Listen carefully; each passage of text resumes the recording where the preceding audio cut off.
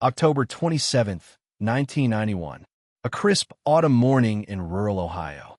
The air was still, carrying the scent of fallen leaves and the distant promise of winter.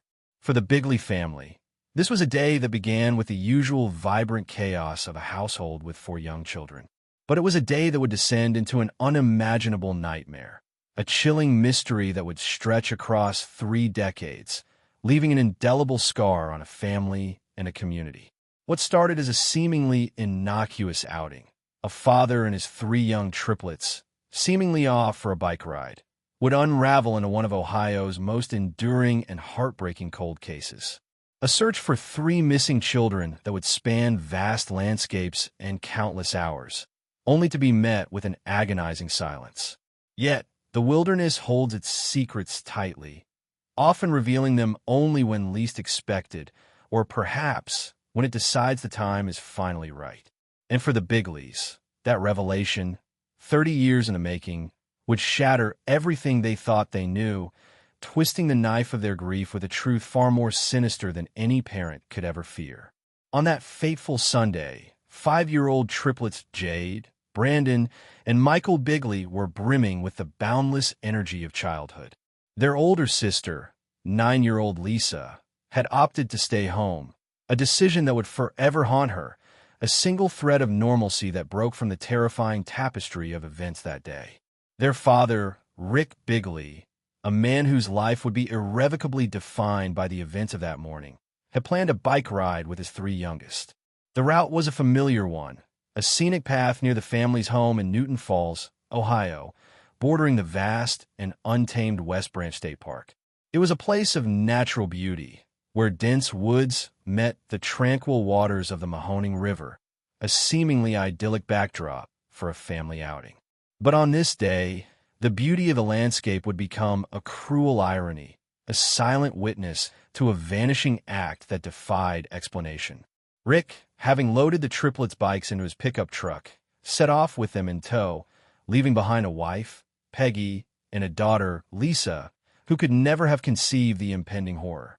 The specifics of their route, the exact turnings taken, would later become a focal point of intense scrutiny, each detail picked apart by desperate investigators searching for a clue, a crumb of information that could lead them to the missing children. The initial hours of their absence were marked not by alarm, but by the ordinary rhythms of a Sunday afternoon. Peggy Bigley, busy with household chores, assumed Rick and the children were simply extending their ride, enjoying the crisp autumn air. The sun began its slow descent, casting long shadows across the Bigley home. Still, they did not return. As dusk settled, a creeping unease began to replace Peggy's initial calm. A mother's intuition, a silent alarm bell that rings when something is profoundly wrong, started to toll. It was then, as the last vestiges of daylight faded, that the horrifying realization began to dawn. The children were not just late. They were gone.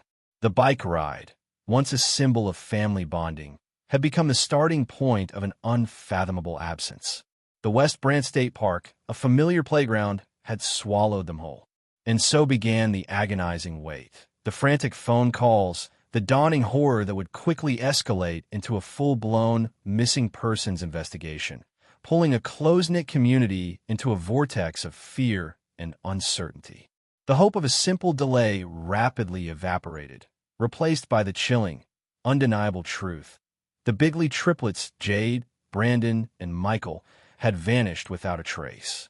The initial hours after the alarm was raised were a maelstrom of activity and despair. Rick Bigley, his voice trembling with a mixture of confusion and growing terror, recounted the events of the afternoon to a dispatcher. He claimed he had left the triplets on their bikes at a prearranged meeting point near the park entrance, intending to retrieve his own bicycle from the truck and join them. However, when he returned, they were nowhere to be seen. His story, while plausible on the surface, immediately raised questions for seasoned investigators. Why leave 3 5-year-olds unsupervised, even for a short time, in an area bordering dense wilderness? The immediate response was swift and overwhelming. The Newton Falls Police Department, assisted by the Trumbull County Sheriff's Office and the Ohio State Highway Patrol, launched an extensive search operation. Volunteers from the community, friends, neighbors, and even strangers poured into the park, their faces etched with concern. The dense woods, usually a place of recreation, transformed into a labyrinth of shadows and potential danger. Search parties fanned out, their voices calling out the names of Jade, Brandon, and Michael, their cries echoing through the autumn leaves. 9 units, their sensitive noses to the ground, tracked elusive scents, but the vastness of the park, covering thousands of acres, proved to be an overwhelming challenge. The Mahoning River, its currents swift and cold, was dragged, divers plumbing its murky depths for any sign. Helicopters with thermal imaging equipment crisscrossed the skies above, their powerful beams cutting through the deepening darkness, searching for any anomaly, any heat signature that might indicate a small child huddled against the cold. The air thickened with a palpable sense of dread, the silence between the calls for the children punctuated only by the rustling of leaves and the frantic buzz of radio communication. Every ditch, every culvert, every abandoned structure within miles of the park was meticulously searched. The Bigley family home became a hub of desperate activity, a convergence point for law enforcement, media, and grief-stricken loved ones. Peggy Bigley, her face a mask of anguish, clutched photographs of her children, her eyes scanning every new face, every returning searcher for a glimmer of hope. Lisa, just 9 years old, watched the unfolding tragedy with a child's stunned incomprehension, the innocence of her Sunday shattered by a horror she could barely grasp. As the hours stretched into days, the initial hope that the children had simply wandered off or were hiding gave way to a chilling realization. This was no ordinary missing persons case. The sheer scale of the search, the lack of any concrete leads, and the unsettling details of Rick's account began to cast a long shadow of suspicion. The focus, initially solely on finding the children, subtly began to shift. Investigators, while continuing the relentless search, started to delve deeper into the family dynamics, the relationships, and the timeline of events leading up to the disappearance. The questions surrounding Rick's story intensified.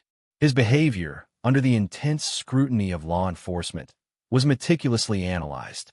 Was he a distraught father, or was there something more sinister at play? The community, initially united in their concern, began to whisper. The fear for the children mingled with a growing sense of unease about the circumstances of their vanishing. The West Branch State Park, once a symbol of natural beauty, now stood as a silent, imposing monument to an unsolved mystery, holding its secrets close, refusing to yield any answers to the desperate pleas of a grieving family and a baffled investigation. The triplets had simply vanished, leaving behind only questions, suspicions, and a gaping hole in the fabric of a small Ohio town. Days bled into weeks, and the frantic search for Jade, Brandon, and Michael Bigley slowly transformed into a grim recovery effort, then into a cold case that haunted the collective memory of Newton Falls. The initial outpouring of community support, while unwavering in its intent, could not conjure the children from thin air. Every lead, every tip, every possible sighting, no matter how remote, was painstakingly investigated, only to lead to dead ends. The narrative of the lost children slowly began to warp under the weight of mounting suspicion. Rick Bigley's account, the cornerstone of the investigation, remained stubbornly inconsistent to some, his demeanor scrutinized, every word and gesture analyzed by detectives who had seen too much. The meeting point he described, where he claimed to have left the triplets, was in a relatively isolated part of the park, a detail that continued to trouble investigators. Why there? Why leave them alone, even for a moment, so close to dense woods and the river? The questions lingered unanswered, fueling a quiet but persistent undercurrent of doubt within law enforcement and the community. As the ground hardened with the approach of winter, making further searches increasingly difficult, the physical search efforts dwindled. The posters with the smiling faces of the triplets, once ubiquitous, began to fade in the sun and rain, their bright colors muted, mirroring the fading hope in many hearts. The Bigley home, once filled with the laughter of three young children, became a tomb of silence, broken only by the quiet despair of Peggy and Lisa. The emotional toll was immense, a raw wound that refused to heal. Peggy, in her public statements, stood by her husband, fiercely defending him against any accusations, her loyalty a testament to the depth of her grief and the desperate need to believe in his innocence. But privately, the strain of suspicion and uncertainty gnawed at them all. The police, while never officially naming Rick as a suspect, could not fully dismiss the unsettling inconsistencies in his story. Without a body, without a crime scene, without any tangible evidence of foul play, the case remained in a frustrating limbo. Was it an accident, a tragic case of three children wandering off and succumbing to the elements, their tiny bodies swallowed by the unforgiving wilderness? Or was it something far more sinister, a deliberate act hidden behind a flimsy narrative of a bike ride gone wrong? The lack of any concrete answers allowed both possibilities to fester, each one equally agonizing for the family. The media attention, initially a roar, subsided into a somber hum, occasionally rekindled by anniversaries or minor developments that inevitably led nowhere. The Bigley triplets became a tragic local legend, their story whispered with a mixture of sorrow and lingering questions. The vast expanse of West Branch State Park continued to hold its secrets, its trees swaying silently in the wind, its river flowing indifferently, seemingly mocking the human desperation that had scoured its every inch. Years turned into decades. Jade, Brandon, and Michael, forever frozen in time as 5-year-olds in faded photographs, became the children that time forgot, or rather, the children that time could not find. Their absence became a permanent fixture in the landscape of their family's life, a void that could never be filled, a question that refused to be answered. The investigation, while officially open, lay dormant, a file gathering dust in a police archive, waiting for a catalyst, a new piece of information, a whisper from the past that could finally break the agonizing silence. The passage of time often has a way of obscuring details, blurring memories, but it also has a peculiar habit of uncovering truths when the world least expects them, often in the most unexpected and horrifying ways. And for the Bigleys, the long, painful wait for answers was far from over. 30 years later, the silence surrounding the disappearance of the Bigley triplets remained unbroken, a testament to the enduring mystery that had plagued the family and stumped law enforcement for generations. Rick Bigley, now an older man, his hair thinned and grayed, carried the heavy burden of that day with him every single moment. The accusations, never formally laid but always implied, had chipped away at his life, casting a permanent pall over his existence. He had moved away from Ohio, seeking refuge from the relentless whispers and the ghosts of his missing children. He remarried, attempting to build a new life, but the past, like a tenacious shadow, always followed. The West Branch State Park, though miles away, remained a constant, haunting presence in his memory, its vastness embodying the emptiness of his loss. But even 3 decades of silence could not erase the nagging ache, the unanswered questions that tormented him. He had spent countless hours, years even, revisiting that terrible day in his mind, replaying every detail, searching for a forgotten clue, a missed opportunity, anything that could bring him closer to understanding what had truly happened.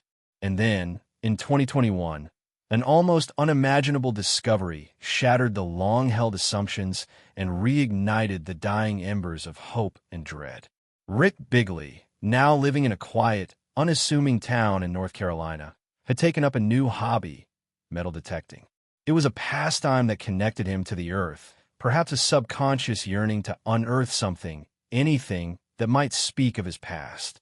He would spend hours meticulously sweeping his metal detector over fields, beaches, and historical sites, each beep a small thrill, a momentary diversion from his enduring grief. On one such ordinary afternoon, while exploring a remote, wooded area behind his new property, his detector let out a strong, persistent signal. He knelt, his heart thumping with a familiar anticipation, and began to dig. What he unearthed, however, was not the usual discarded coin or rusty piece of farm equipment. It was something far more profound, far more personal, and devastatingly familiar. As he brushed away the clinging soil, a small, silver pendant emerged, its surface tarnished by time, but its distinctive shape still recognizable. It was an oval, intricately engraved with the letter J. A chill, colder than any autumn breeze, coursed through him. He recognized it instantly, with a clarity that felt both miraculous and horrifying. It was a pendant he had given to his daughter, Jade, for her 5th birthday, just weeks before she vanished. A small, innocent piece of jewelry, now an impossible relic. How could a pendant belonging to his daughter, lost 30 years ago in an Ohio state park, be found in a remote wooded area behind his North Carolina home? The implications were immediate, terrifying, and utterly inexplicable. The discovery shattered the long-held belief that the triplets had simply disappeared within the vastness of West Branch State Park. This small, tarnished piece of silver pointed to something far more sinister, a deliberate act, a hidden journey, and a truth that had been meticulously concealed for decades. The silence of 30 years was violently broken, replaced by the deafening roar of a new, horrifying mystery. Rick Bigley, the father who had been subtly suspected for so long, was now faced with an undeniable piece of evidence that placed him, once again, at the heart of the enigma. The pendant was not just an object. It was a screaming question, a silent accusation. The initial narrative of lost children in a park was now irrevocably shattered. This was not an accident of nature. This was something orchestrated, something moved, something deeply wrong. And the man who had found the first, undeniable clue to his children's true fate was the very same man who had been the last to see them alive.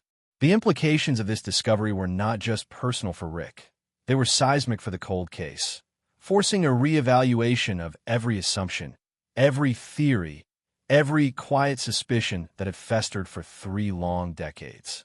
The wilderness, it seemed, had finally decided to speak, not in Ohio, but hundreds of miles away, in a quiet North Carolina woods, through a small, silver pendant engraved with a single, heartbreaking letter. The discovery of Jade's pendant in North Carolina unleashed a cascade of shock and renewed investigative fervor. The initial reaction from law enforcement in Ohio was one of stunned disbelief. 30 years of an active, albeit cold, missing persons case were suddenly turned on their head. Rick Bigley immediately contacted the authorities, his voice a tremor of both disbelief and a terrifying, dawning realization. The Newton Falls Police Department, who had for so long wrestled with the ambiguous circumstances of the triplets' disappearance, quickly mobilized. The pendant, once a cherished birthday gift, was now the most crucial piece of evidence in a 3-decade-old mystery. Forensic analysis of the pendant itself yielded little beyond confirmation of its age, and the wear consistent with being buried for an extended period. The real significance lay not in its material composition, but in its impossible location. How could it have traveled over 500 miles from West Branch State Park to a patch of woods behind Rick's North Carolina home? The immediate, chilling conclusion that investigators were forced to confront was that the children's disappearance was not a tragic accident of wandering in the woods. This was a deliberate act, a kidnapping, and almost certainly murder. And the prime suspect, once again, inevitably became Rick Bigley himself. The narrative shifted dramatically. No longer were they searching for lost children. They were investigating a decades-old crime that had been meticulously covered up.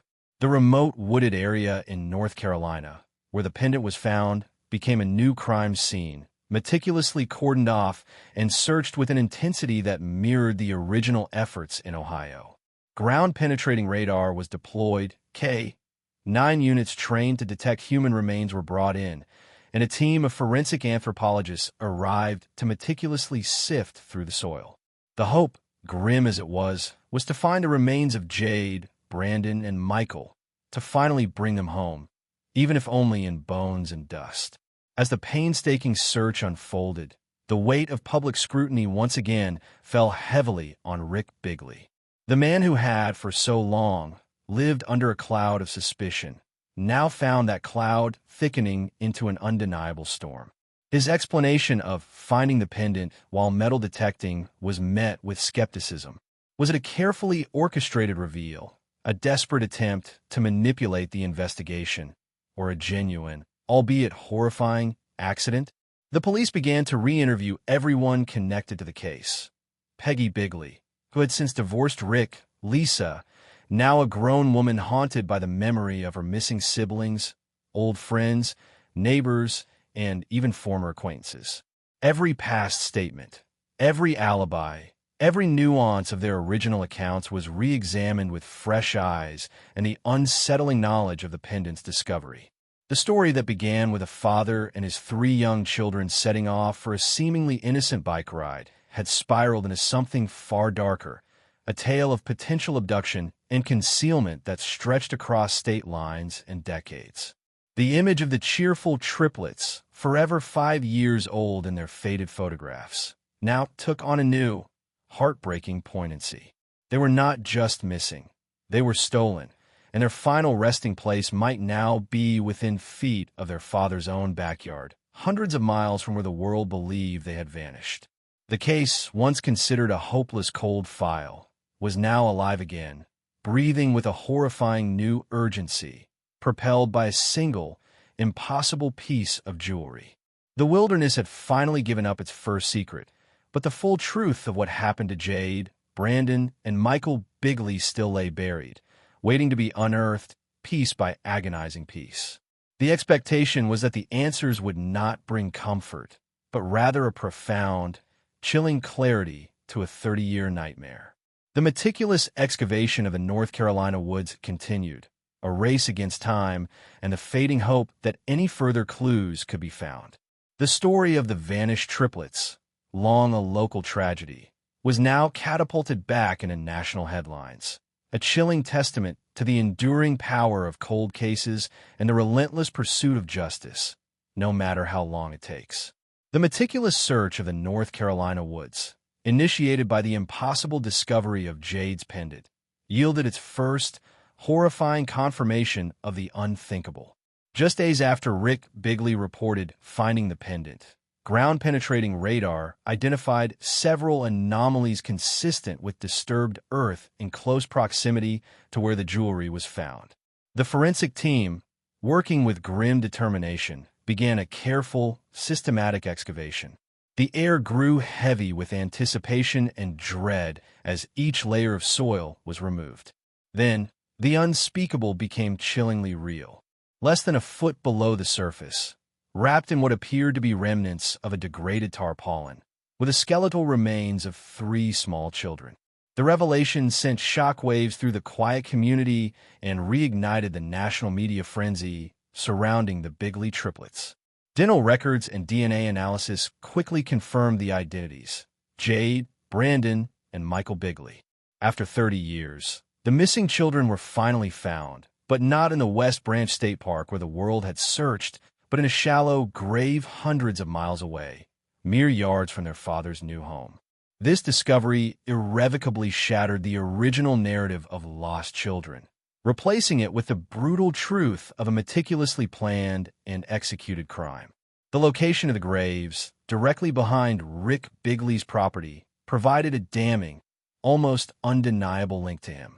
The question was no longer where the children were, but how they got there and by whose hand. The immediate arrest of Rick Bigley was swift and inevitable. He was taken into custody on 3 counts of murder, his earlier account of a bike ride, and an accidental discovery now viewed through the chilling lens of premeditated crime. The interrogation room became the crucible where decades of silence would hopefully be broken. Investigators, armed with the undeniable evidence of the children's remains and Jade's pendant, pressed Rick for answers. They meticulously deconstructed his original story, pointing out every inconsistency, every illogical detail that had troubled them for so long.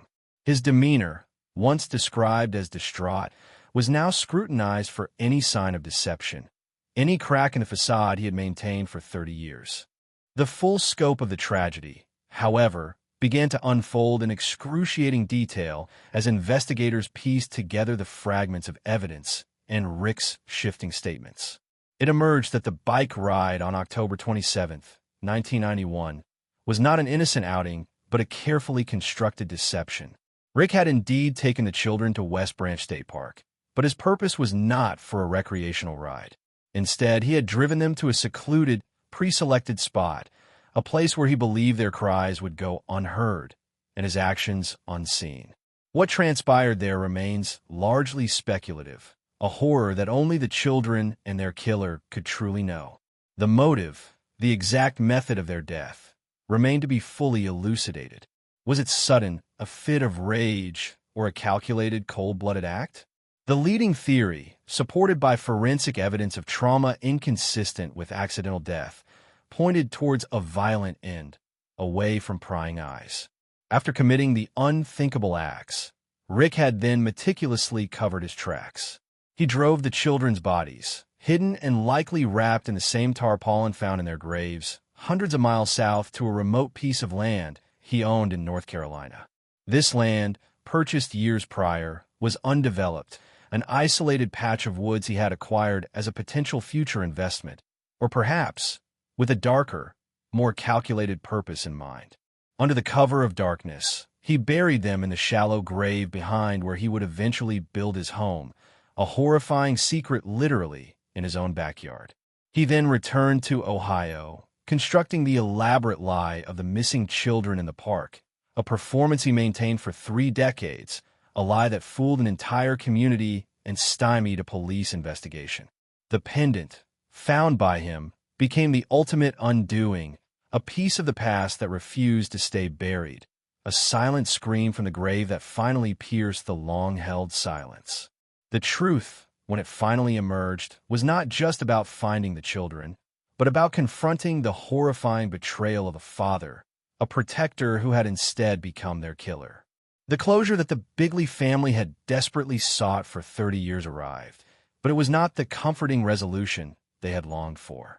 It was a raw, brutal truth, confirming their worst fears and leaving them to grapple with the devastating reality of a monstrous betrayal at the hands of the very person who should have shielded them from all harm.